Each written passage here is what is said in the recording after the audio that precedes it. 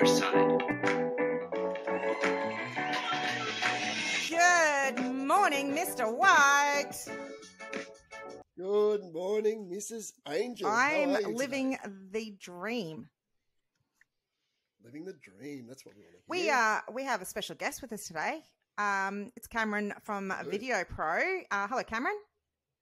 Hey, how are you? Well, fabulous.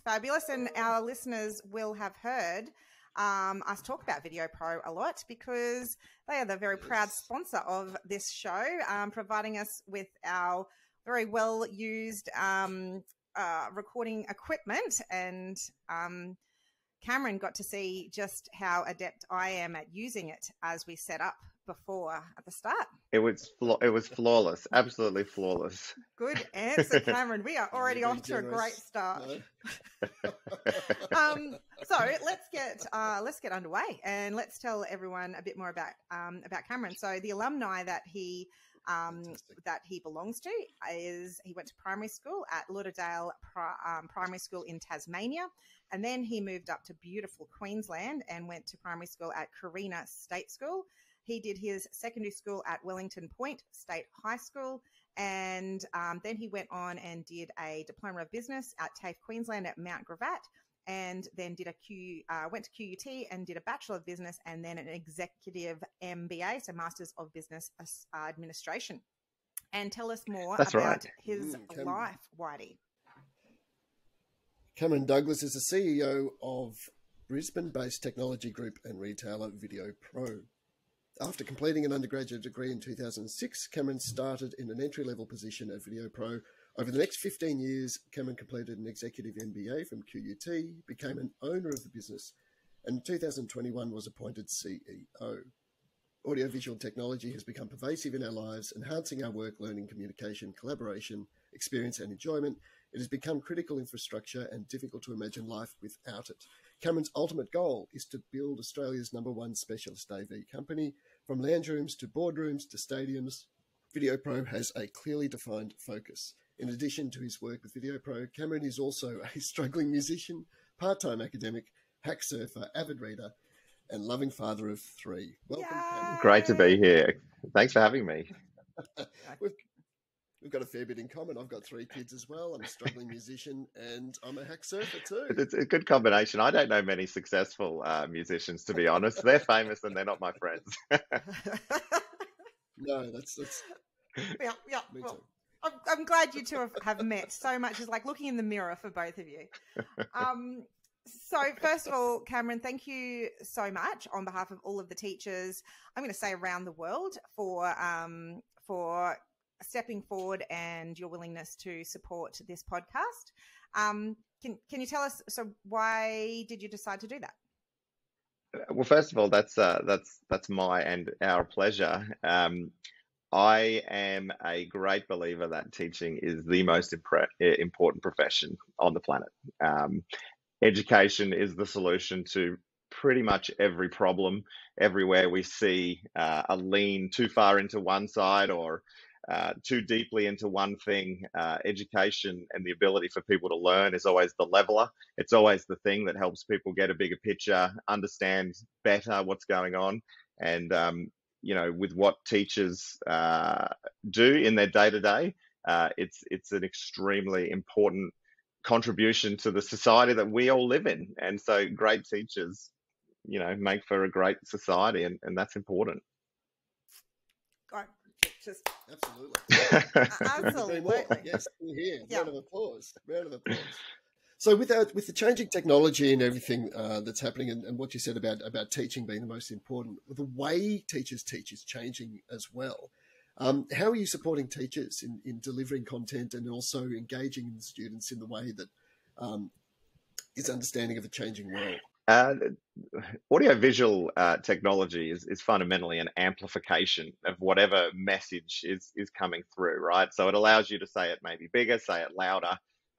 But certainly over the last 5 years in particular, and COVID sort of pushed this a lot further, it allowed it to go more broadly to different locations and allowed the learning to sort of continue. Without the AV and video conferencing technology and industry, which is really been building to that moment for the last 50 years, maybe 60 years, because video conferencing's been around for, about 40 years in one form or another.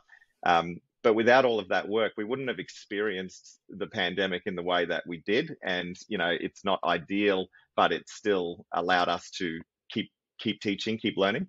And we're dealing with, this new generation, which are beyond what we define as digital natives now. They've not just sort of grown up with it, they're totally born into it. And so we need to meet the different groups at their where they need to be able to learn. So, AV and teaching and learning are really an important combination of things. It's very, very true. And obviously the last couple of years with COVID, life changed for everyone, and definitely changed the landscape of teaching, mainstream teaching, most definitely. So what were the changes for you in your business during that time?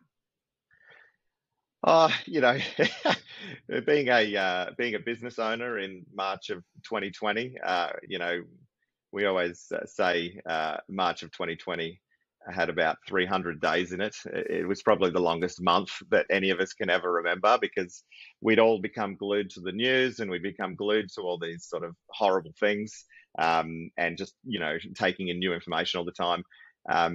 For our business, we took the same approach that a lot of businesses did, keep everyone safe, keep everyone working, make sure that everyone can sort of come out the other side of this relatively unscathed. So, we did have most of the technology set up for working from home, etc. already. But, VideoPro is not just an organization where we've got everyone working in one office environment. We've got stores, we've got warehouses, we've got people working out on sites. And so it was not a one size fits all solution. We were certainly not in a position where everyone could just work from home. People still had to go out there and do work on sites. So, it was a trying experience. I think I certainly wouldn't say that it was enjoyable, but if you get through most of these things, hopefully you've come out a little stronger, a little smarter, a little better, if not a little scarred. Yeah. Chicks dig scars. Yeah, it definitely did fast track our change into using technology and AV technology in more interesting ways, more impactful ways. I think it also showed that schools and education is far more than bricks and mortar, and the actual value add comes from the teachers and their ability to change and to use the resources they have, whatever they are, to actually deliver an outcome and learning experience for the students. I want to know, Cameron, what sort of stuff do teachers not know that AV can do that you wish that they did know? Oh, geez, that sounds like a loaded question in some ways. I mean, not at all. I think AV is an industry that's sort of on the bleeding edge with a lot of what it does. We kind of refer to AV as like fat signals down thin pipes a lot of the time, whereas IT is a little bit more behind the scenes. Like if a screen doesn't turn on, the assumption is everything's broken, right? So AV is very much more in your face if something goes wrong. So I think that AV, because we've all got a TV at home, is seen as being simple in its simplest form, but it can be actually quite complex once you start building out lecture theatres and things like that.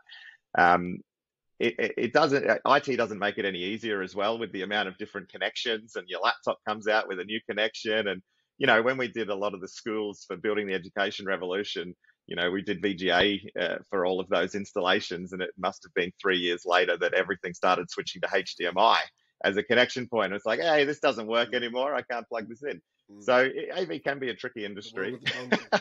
But I think AV, it's really about what's inside the screen, which is where a lot of the value and power sits from a teaching and learning perspective. AV lets you hit a lot of people. It lets you be broad.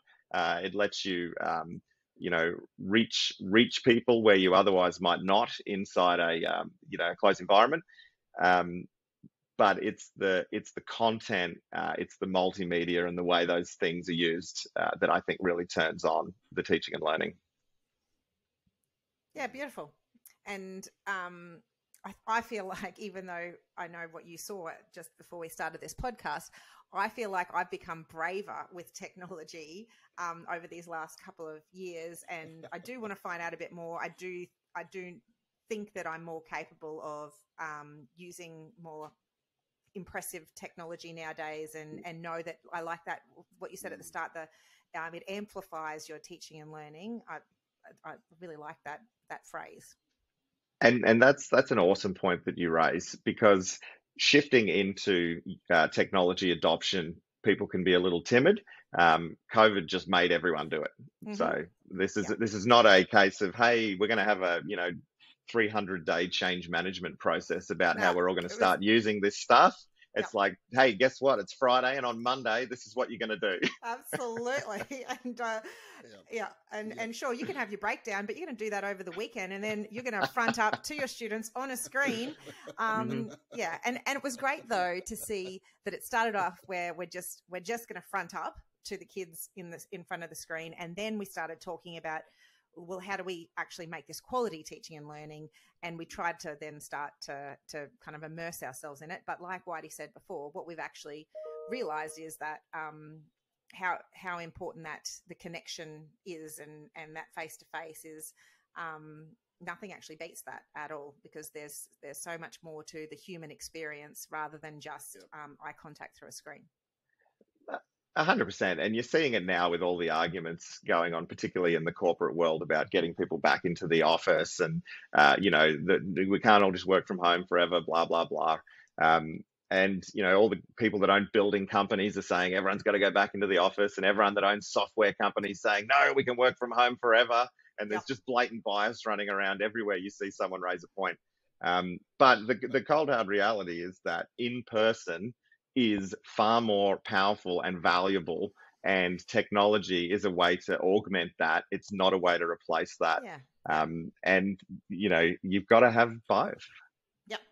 Yeah, couldn't agree more. So I want to get back to the number one reason why we're here. So I'm assuming you've had a teacher who has positively impacted your life. So who was it? And what did they do, and what was the impact? I've had a lot of teachers, and I've been to a lot of different schools and university and tertiary, etc. The people that I was thinking of, I had a librarian in Wellington Point State High School, and he. We like to name and fame here, so his name was Barry Green, and he may be known to a number of the listeners here, because in his last 10 years of his working career, he was a senior lecturer at Griffith University teaching the education degree. So there's probably a high chance that he's pretty well known to some of the listeners. But I knew him as a librarian, and then my wife and I, because my wife and I actually met in high school, and we stayed in contact with him, to this day. And at that time, I think, particularly for me, just being a brash, stupid 16-year-old, 17-year-old, whenever you would find a teacher that would kind of talk to you a bit more like an adult, you tended to step up to the plate and respond a bit more like an adult. And I think that finding those people in your schooling, because I'm not going to say that I was I wasn't a bad student, but I wasn't a great student.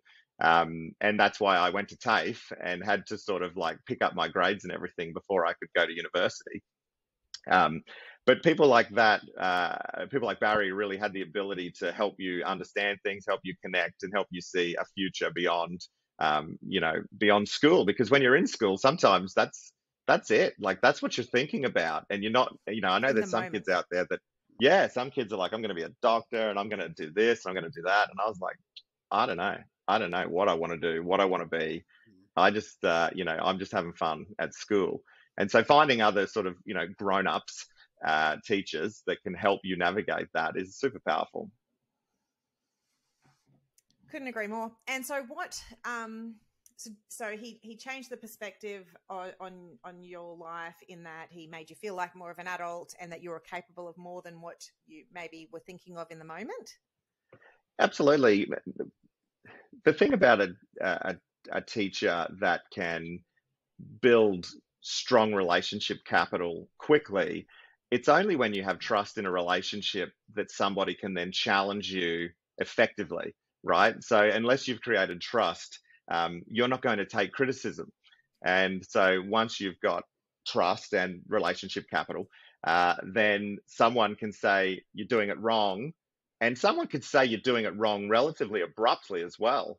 And you're still going to take them in a good way because there's a foundation of trust. And I've got a few of the lecturers that I've stayed pretty close with from my masters, and something that blew me away with those guys was just how you'd go in there all confident about something. God knows that MBA students are all running around in a pretty hyper competitive way. Yeah. And to just have a teacher turn around and go, no, you're wrong. This is why you're wrong. And when you've got that relationship, that underlying relationship, you're like, oh, really? Tell me more about that. Why? Whereas when you don't have the relationship, when there isn't some kind of foundation that's been built, you're immediately on the defense. No, I'm not. You're wrong. Just come down. Yeah, exactly. Yeah. And you're not willing to change and grow and adapt. I love how you put that, Cameron. I love it. Relationship capital. You need to have that in place before you can give feedback. And we've been talking so much on this show about relationships first, always, always, always. But that sums it up really nicely. And teaching, by its design, it's a feedback profession. You've got to be constantly giving feedback to your students, and yeah, so if you want them to actually take it on board, you've got to have that relationship capital first. Yep, and because they're learning, that feedback is often not positive, if not negative, not positive. So you've got to have that that trust needs to be established so you can give that feedback and not have it damage the relationship, but in fact strengthen it. Absolutely. And so how did you find?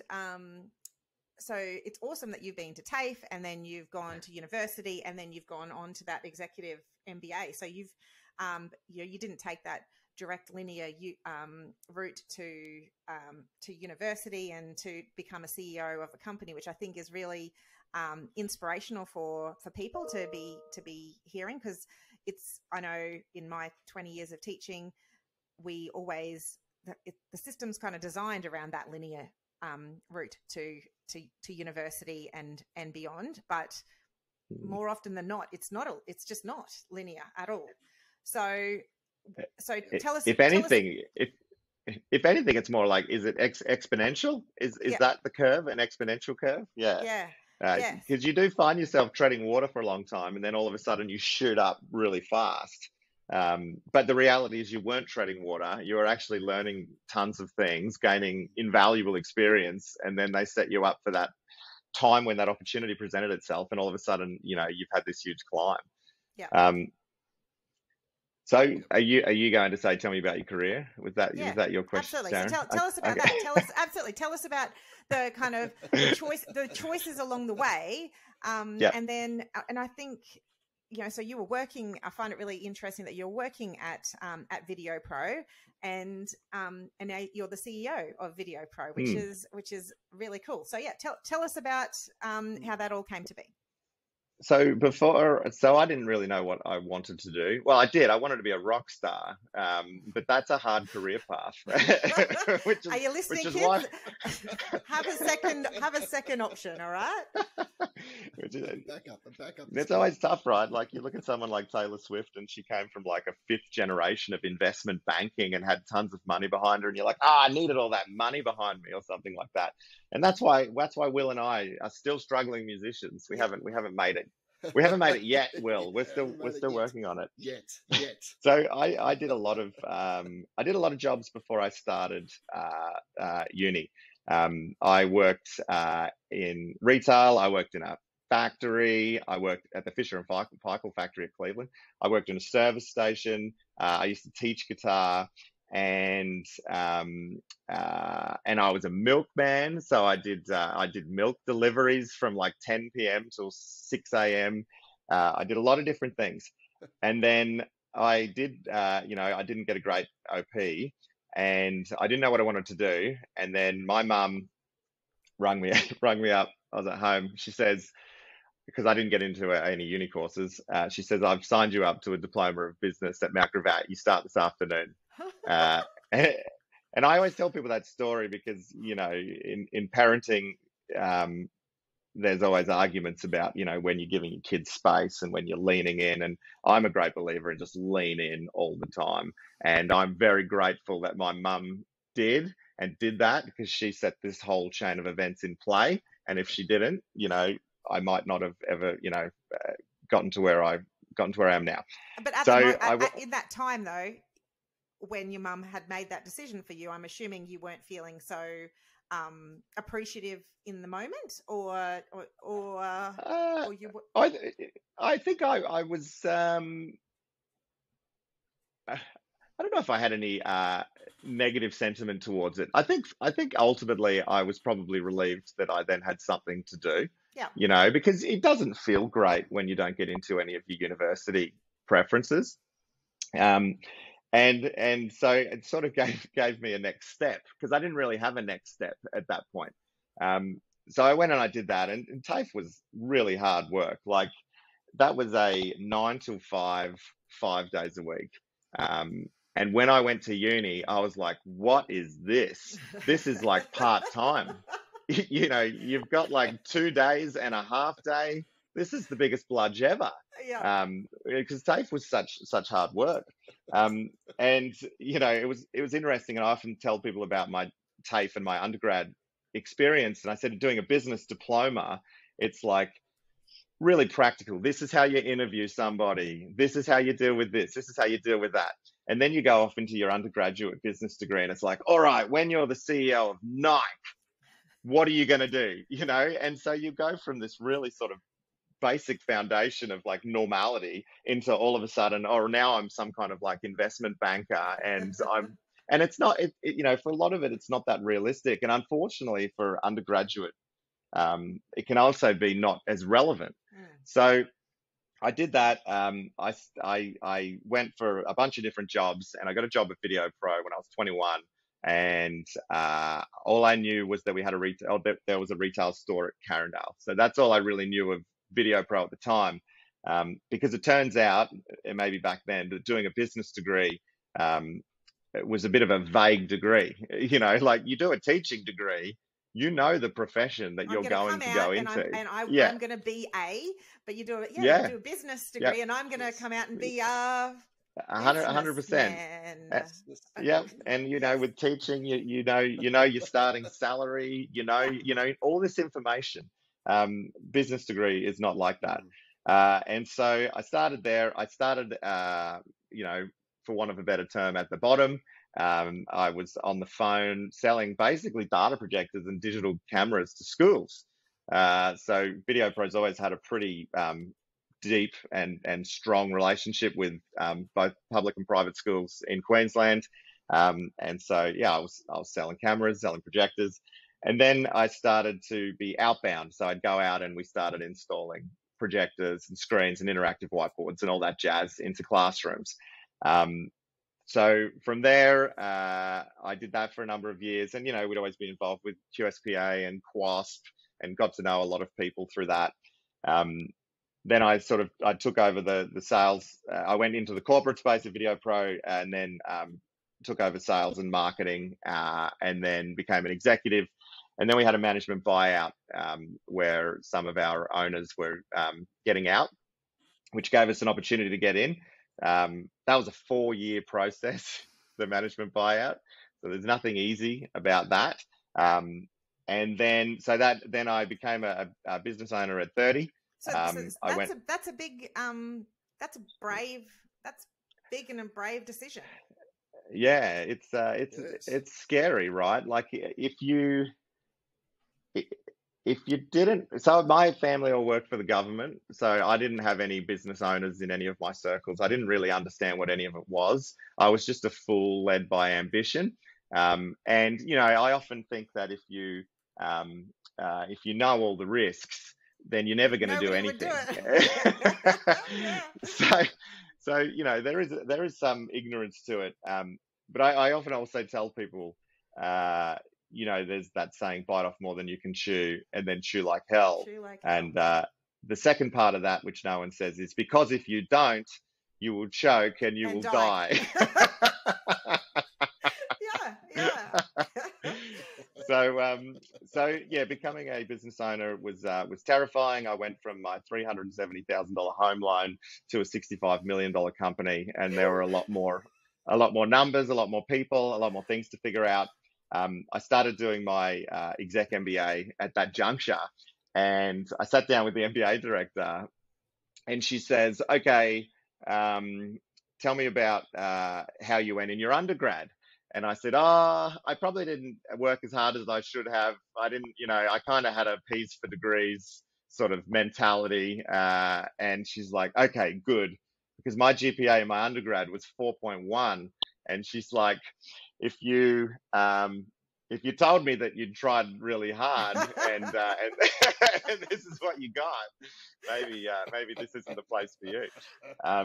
And the thing is, though, that when I started doing the masters, I just fell in love with it. Like, it just gave me a whole new love of learning. And so relevant. Then you're actually, it was very relevant. You're in it. You're living it. Yeah. You're dealing with everything day to day. Then, yeah.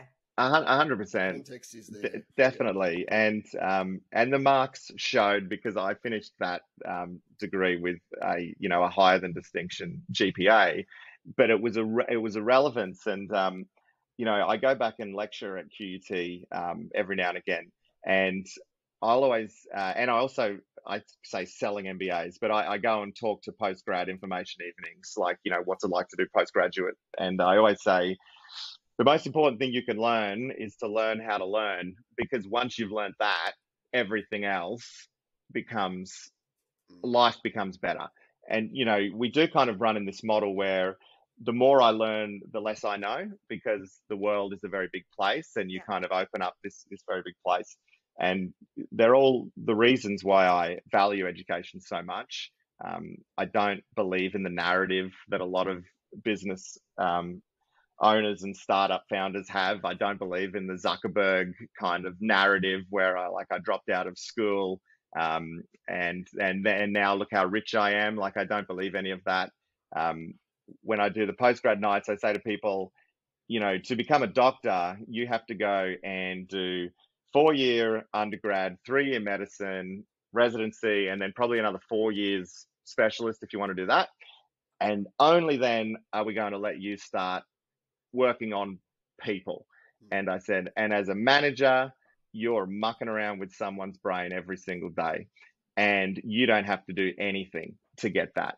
So it's only more valuable that we learn through education instead of on all of the poor sods that have had to deal with our awful management and our awful leadership and our awful kind of, it's all good and well to say I'm learning as I go, if that means you're scarring everyone on the way. Look at all of the bodies laid out behind you in the emotional wake that's just behind you. Yeah, it's very true. Exactly. But that's incredibly relevant message, because learning how to learn, because all the data is telling us that the students that we're teaching at the moment are going to have at least 7 different careers. That's not 7 different jobs. That's 7 different careers, like different industries even. So learning how to learn and learning how to adapt, and to focus on the skills that you have, and then look at the skills that you don't have, and then augment the skills you have, so you can move on in a way that is not linear, is going to be a really, really important 100% understanding of the future world. Yeah. And your career has been a great demonstration of that. It's a really cool story. And so, how old are your children, Cameron? I've got an 8-year-old daughter, a 6-year-old son, and a 3-year-old daughter. So you've got plenty of time on your hands. I have infinite time on my hands. You go through a lot of your life journey, and each decade of your life kind of presents a new thing for you. And I think in your 30s, you're sort of getting a better understanding of who you are, and comfort with that. In your 20s, you're kind of learning a lot more about who you are and what you like. 30s, you're getting used to it. 40s, you're a bit more like, okay, this is me. This is how I am. Da da da da. I've had to learn a lot of self-regulation and self-management around stress, and we've got 110 staff here. You have a relative responsibility at any given time that falls back on you, and you have to continually learn and improve so as that you're battle ready, so to speak. But you also have to learn to manage yourself, because high levels of stress unmanaged and unchecked do manifest physically, and unless you're on top of that, then you're actually you can kind of become useless to everybody. So there is a lot of things you need to learn to sort of get out of this life alive, so to speak. Yeah, we talk on here. We talk often about our spiraling upwards questions. So in the teaching profession, there's not enough hours in the day as a teacher to do what you need to do. So you've got to be okay with walking away at some stage, and then coming back to it the next day and being able to do it, and prioritizing, and also focusing on the good bits and what am I doing this for, and having that knowing what you stand for as a teacher. So we talk about what are our spiraling upwards, because we very easily in a staff room can start to spiral downwards unless you're consciously trying to spiral upwards. So one of the questions that we asked the other day was, who is your support network? Who are the people that you look to help you problem solve and to really keep you afloat? So I'm interested what your answer to that would be. So first of all, I totally agree. You are either in a virtuous cycle or a negative spiral at any given time, and you have to catch yourself in negative spirals, because it gets harder to get out of the deeper that you get. And so I think that's a great way to look at it, with the positive upward spiraling. Because I've been in the one business for a long time, and I didn't come from a family of interconnected businesses and people like that. I started looking for mentors relatively young outside of the business. So I used to go to a lot of functions and sort of meet a lot of people. I early on got to know someone in the industry by the name of Bob Bishop, who is involved with Sheldon College, and he became a good sort of introducer for me into the business community, particularly when I was young. Like it's so invaluable when someone in their 50s takes someone in their 20s and starts introducing them to people. Like that's just so powerful. Over the years, then I started to meet more people. When I did the masters, I met people outside of my industry, which I found to be just amazing, because I'd been in AV for such a long time that talking to somebody that was in the mining industry, or talking to somebody that was in Department of Fisheries or something like that, became really interesting, and how they run their operations and what they do. And then more recently, I've joined a group called the YPO, which is essentially it's a club of people in a similar situation to you, and it allows you to sort of form pretty important bonds and networks and the like. So I'm blessed with a very, very large network of people, but it hasn't happened through serendipity. I've actively built. It's been conscious. You've been consciously taking steps to build that network around you. Yeah. And I like people, and I like listening to what people are doing, and it certainly helps if you have a natural attraction to people and what they've got going on in their lives and the like. Yeah, definitely. And so what next? You've got a lot of children to raise. You've obviously got a saint of a wife, because I'm assuming she was part of that $65 million decision as well to. Yeah. Are we doubling down here, love? Yep. I think we are. So what's the future hold for you and also for VideoPro? Well, I'm hoping that this podcast is going to just shoot me into stardom. That's and then I'm just going to be on the speaking circuit. No, I thought like you're a rock star. Okay, yes, speaking circuit. Okay, sure. Yep. look, if you work your whole life to get into the top job, whatever that top job is in your profession, all of a sudden your career becomes secondary, and the thing that you've now become in the top job of becomes the primary. So, for me now, my personal success is inconsequential. Like it doesn't have any relationship to anything anymore. It's only VideoPro's success. And VideoPro is only successful if all of the people in it are successful. So it has very little to do with me. And my goals now are to continue to build VideoPro and the people that are in it. The AV industry is a super fragmented industry. So we've got the retail business, and then we've got the professional business. And in the retail business, you've got basically like 7 companies that do everything in Australia, and they're all the household names of consumer electronics, etc.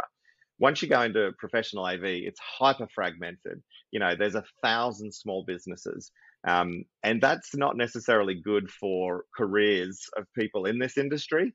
It's better if there's a bit more maturity and a bit more sophistication. They get more development opportunities. They get better IR protection, all those things. And so I do have an underlying goal to really build out and improve the career prospects and the quality of the whole professional AV industry. And I'm hoping that VideoPro and all of its people can be, key to that. That's exciting. That's great. Yeah, right. Good one. Certainly not what I was expecting you to say. Like that's a contribution on a big level, which could make a difference in lots and lots of people's lives. Yeah, I think we had this supplier in our industry, and there's some suppliers in our industry that have done quite well financially, and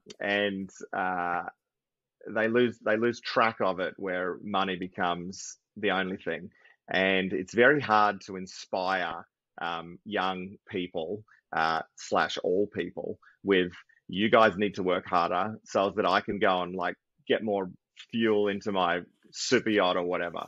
And whenever I see that, I'm like, oh, come on, why does anyone want to work for you? Why does anyone care about that? Where's any of the fulfillment or any of the excitement of a career? And so, I'm hoping that by building this, we can build a lot of great careers, because that's what it's all about, right?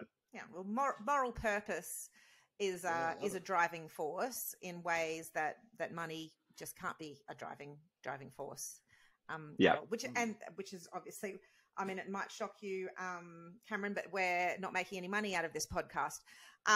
But even after you've seen just how adept we are with using all of the equipment, but this is about moral purpose. This is about knowing that there's a teaching crisis actually out there right now, and we want to make an impact on that. We want to remind people how amazing the teaching profession is, how impactful being a teacher actually can be.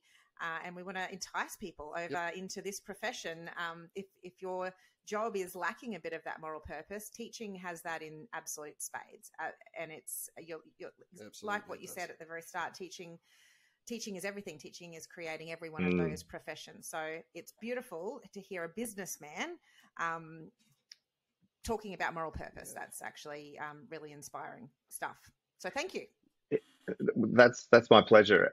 I assume that one of the most rewarding things for a teacher is when you've had that impact on somebody, and then 15 years later you read an article or you see a thing and you're like, that person's that's become really successful. Yeah, that's my kid. And because they don't ever stop being your kid. It doesn't matter how old you are. So for you, Barry Green? He would see you. Does he know the impact that you had, that he had on your life? Yeah, I think so. I mean, we've my wife also had a really close relationship with him, and I think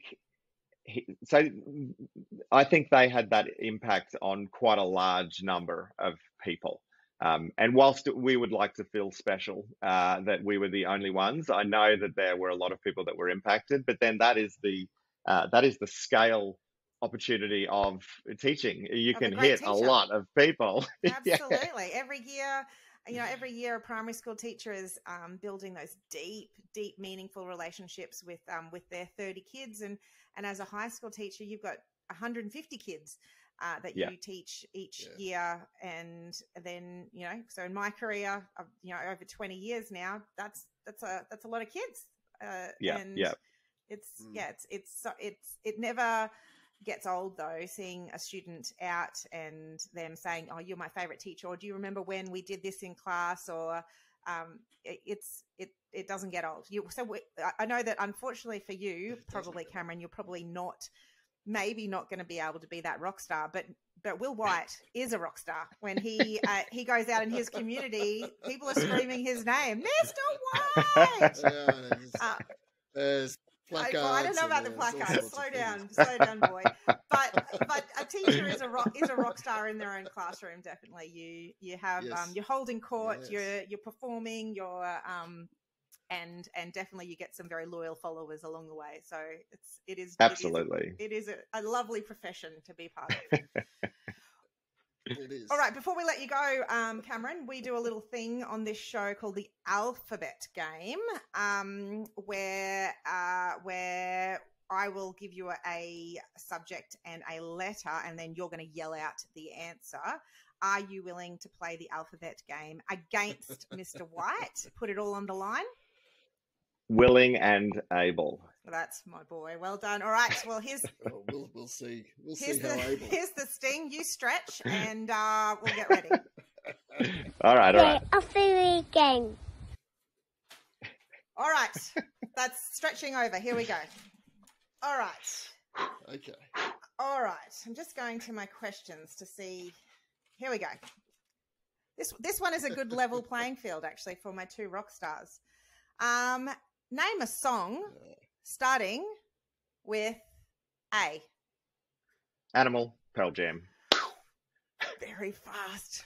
Okay. Maybe he is going to be the rock star instead of you, Mr. White. All right. I was going to say Across the Universe, the Beatles, but okay. Both would have been correct, but as usual, Mr. White, a bit slow. All right. All right. Thank you. Are you ready? Name a piece of audiovisual equipment starting with F. A focal length. What did you say, Whitey? I said a fobaline. It's a thing that goes on the microphone to stop the wind. Isn't it? Fobaline. Did I make that up? Sorry. I thought it's that furry thing they put on the microphone to stop the wind. A fobaline? No, fobaline. I'm gonna go with focal lens. Actually, I might have made it up. I might have made it up. Well, I'm conflicted anyway, so it would be, I couldn't say yes or no. Yeah. Well, I'm going to say no, because I know that look on his face when he's making it up. Yeah, you do. Yes, and I am awesome. Yes. Another. I just wanted it so much. I know it didn't even get on the board on this occasion, so it was best of three. So no. Totally pants. Always, Cameron, you're the winner, as we knew you were probably going to be. All right. What's coming up for you? How can listeners find out more about what you're doing? I believe you're doing a bit of charity work as well, Cameron. Yes, we do a charity called Brisbane every year. It's been for the Children's Hospital Foundation in previous years, and we get the four big firms, PwC, Deloitte, EY, and KPMG, and then we get Rio Tinto and also little old VideoPro, so in with all those like multi-billion-dollar companies. Yeah, good job. And then we do a battle of the band at the Triffid, which is got some good support by the owners of the Triffid, including JC from Powderfinger, and we've done that every year for the last 6 years. Not to upset anybody, but even through COVID, that event kept running in Queensland We actually moved it to the Fortitude Music Hall because of social distancing, so that was pretty fun. But we're doing that again on the 16th of September, so that's always a good night out and raises money for the right causes. Beautiful. And so people will they should. How do they find out about tickets? They usually my LinkedIn profile. I'm usually just trying to flog tickets through that. But if you Google Brisbane, you'll find that as and when it comes up. And and then we'll just and then I'll just keep living the VideoPro dream, and hopefully we'll see some different people around any of the conferences because we do quite a few different conferences within education as well. Love it. And so any teachers or school principals can, we really encourage you to reach out to VideoPro because we know that VideoPro loves teachers, because here they are supporting our podcast.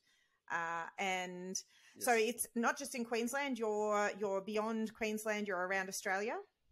Yeah, so for anyone that just wants to buy products, then we're videopro.com.au online, and we're national.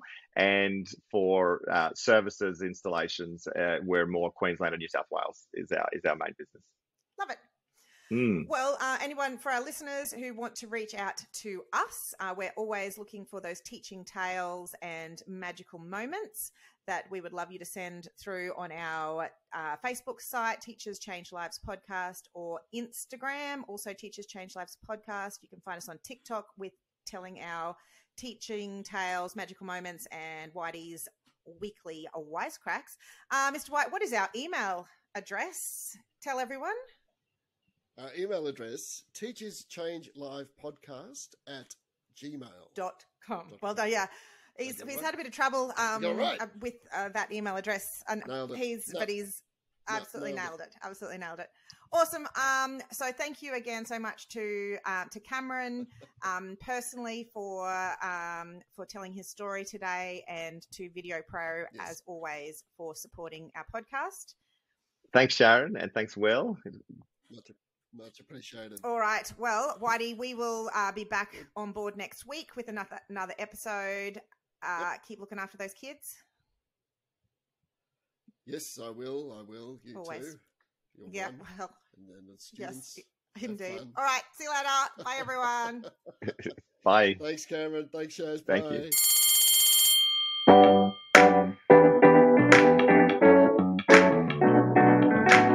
Powered by Riverside.